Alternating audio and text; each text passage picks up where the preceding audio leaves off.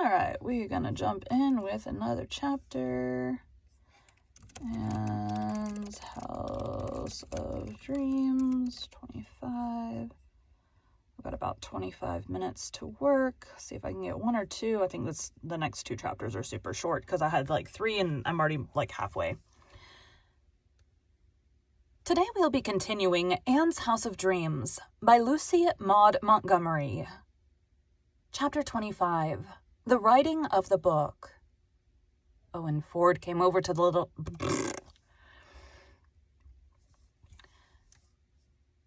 Owen Ford came over to the little house the next morning in a state of great excitement. "Mistress Blythe, this is a wonderful book. Absolutely wonderful. If I could take it and use the material for a book, I feel certain I could make the novel of the year out of it. Do you suppose Captain Jim would let me do it?" "Let you? I'm sure he would be delighted," cried Anne. "I admit that it was what was in my head when I took you down last night. Captain Jim has always been wishing he could get somebody to write his life book properly for him." "Will you go down to the Point with me this evening, Mrs. Blythe? I'll ask him about that life book myself. But I want you to tell him that you told me the story of Lost Margaret and ask him if he will let me use it as a thread of romance with which to weave the stories of the life book into a harmonious whole." Captain Jim was more excited than ever when Owen Ford told him of his plan. At last, his cherished dream was to be realized, and his life book given to the world. He was also pleased that the story of Lost Margaret should be woven into it. Excuse me. My watch just buzzed. "It will keep her name from being forgotten," he said wistfully. "That's why I want to put it in. Getting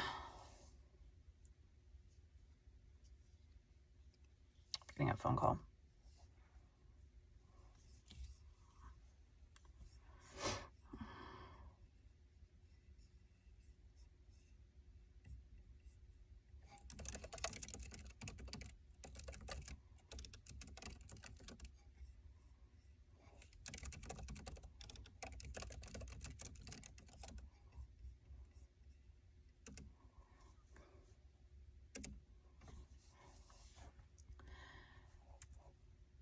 "We'll collaborate," cried Owen delightedly. "You will give the soul and I the body. Oh, we'll write a famous book between us, Captain Jim, and we'll get right to work." "And to think my book is to be writ by the schoolmaster's grandson," exclaimed Captain Jim. "Lad, your grandfather was my dearest friend. I thought there was nobody like him. I see now why I had to wait so long. It couldn't be writ till the right man come. You belong here. You've got the soul of this old North Shore in you. You're the only one who could write it." It was arranged that the tiny room off the living room at the lighthouse should be given over to Owen for a workshop. It was necessary that Captain Jim should be near him as he wrote, for consultation upon many matters of seafaring and Gulf lore of which Owen was quite ignorant. He began work on the book the very next morning, and flung himself into it heart and soul. As for Captain Jim, he was a happy man that summer. He looked upon the little room where Owen worked as a sacred shrine. Owen talked everything over with Captain Jim, but he would not let him see the manuscript. Let's see, I got 3 texts.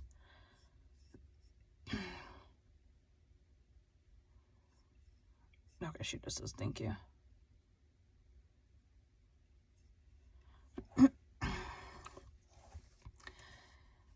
"You must wait until it is published," he said.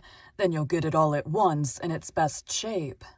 He delved into the treasures of the life book and used them freely. He dreamed and brooded over Lost Margaret until she became a vivid reality to him and lived in his pages. As the book progressed, it took possession of him, and he worked at it with feverish eagerness. He let Anne and Leslie read the manuscript and criticize it, and the concluding chapter of the book, which the critics later on were pleased to call idyllic, was modeled upon a suggestion of Leslie's.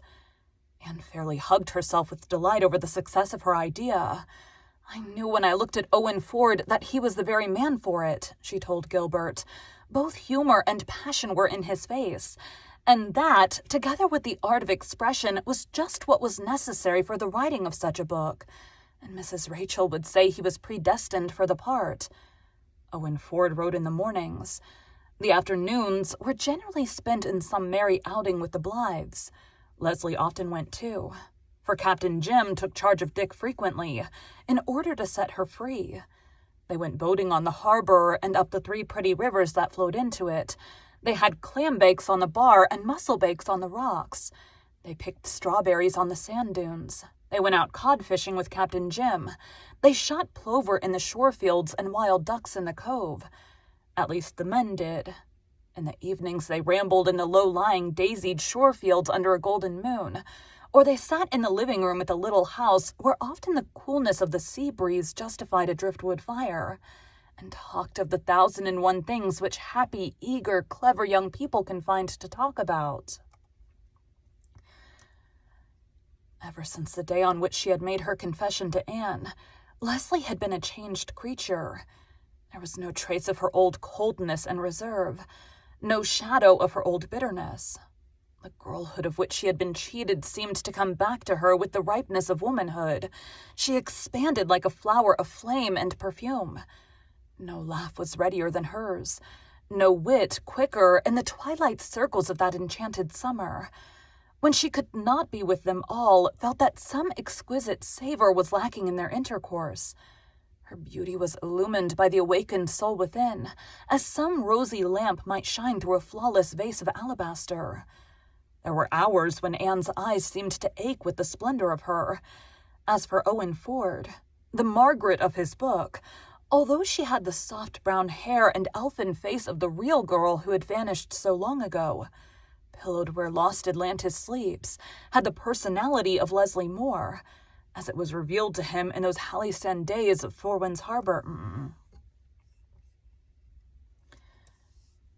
As it was revealed to him in those halcyon days at Four Winds Harbor. All in all, it was a never-to-be-forgotten summer.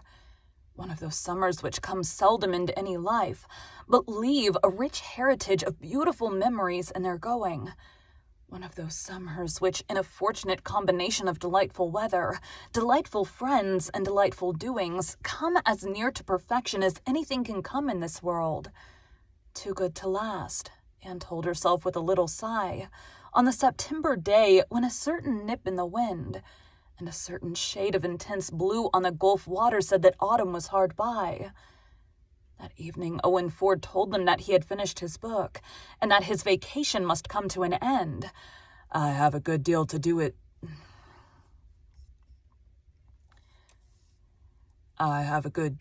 to it yet, revising and pruning and so forth, he said. But in the main, it's done. I wrote the last sentence this morning. If I can find a publisher for it, it will probably be out next summer or fall.